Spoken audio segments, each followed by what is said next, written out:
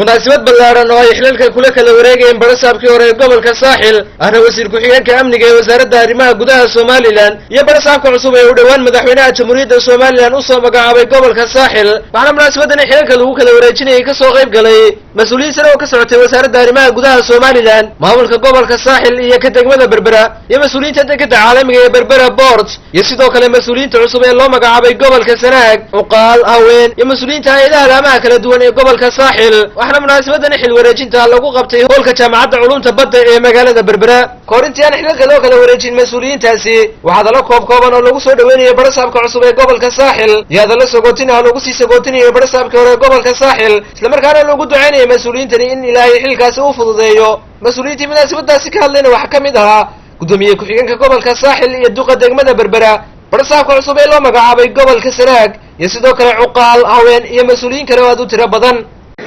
علي محمد علمنا حل عرصفة فولي ودعية فرساب كينا عصب وعن رجينا إن شاء الله تعالى ما يعيسو إنه صايش اسمه كيف فسره لابد ما نردوا علينا فرساب كينا علينا إله سبحانه وتعالى حتى الوقت اليوم ربنا كيلو مدى عدانا كلها فرساب عصبنا ونسول ويننا runtii maanta arugu waa sii socda waxaan leeyahay ii soo duceeya aad iyo aad looga ugu mahadsantiin soo dhaweyntaana soo dhaweyseen sida qiimaha iyo qaayaha leh shaqalkan horta sida aragooda way ka dhawaajiyeen waa xaflad soo dhaweyna iyo sii sagootin ay barasaabkii hore insha Allah hawliyo inta Allah idinku leeyahay kuwa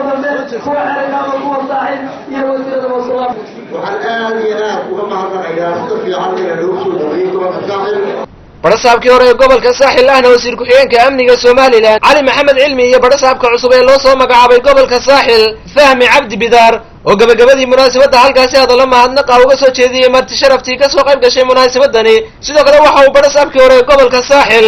uu ku wareejiyay barasaabka cusub dokumentariyadii gobolka isagoona ilaahay uga bariyay barasaabka cusub in ilaahay xilkaasi u fududeeyo dadweynaha reer saaxil ee nabadda jecel ee horumarka jecel ee wada shaqaynta jecel ee sida wanaagsan ila soo shaqeeyey iyagana waan u mahadnaqayaa gabiga ilaahay waxaan ka baryayaa xilkaa naloo igmaday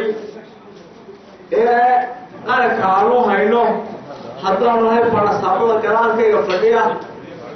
ee cusub iyo kuweeda soo shaqeeyey iyo annagaba inuu ilaahay xilka nagu asturo ayaanu ilaahay ka baryaa kaana ilaahay baan xagga ducada ka cusbanayo midna waxa weeye waxaan halkan ku soo dhaweynayaa oo maanta aan xilka ku wareejinayaa fahmi cabdibidaar oo ah barasaabka cusub waxaa leeyahay ku soo dhaweyn gobolka saaxil waa naadsantiin soo dhaweynta ay soo dhaweyseen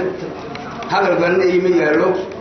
waayo dee waynu isku hadhaynaa insha allahu tacaala waa xabaanaya ninkeed loo kala teg waxa weeyaan odayaashu way naga tegayaan iyagana allah oo sigootiyaynaa waa sii wadacaynaa innaguna waynu isku hadhay gabagabadii munaasabadana waxaa sida ismaha xilka lagu kala wareejiyey barasaabka cusub ee gobolka saaxil iyo barasaabkii hore ee gobolka saaxil ana wasiir ku-xigeenka amniga ee wasaaradda arrimaha gudaha Soomaaliland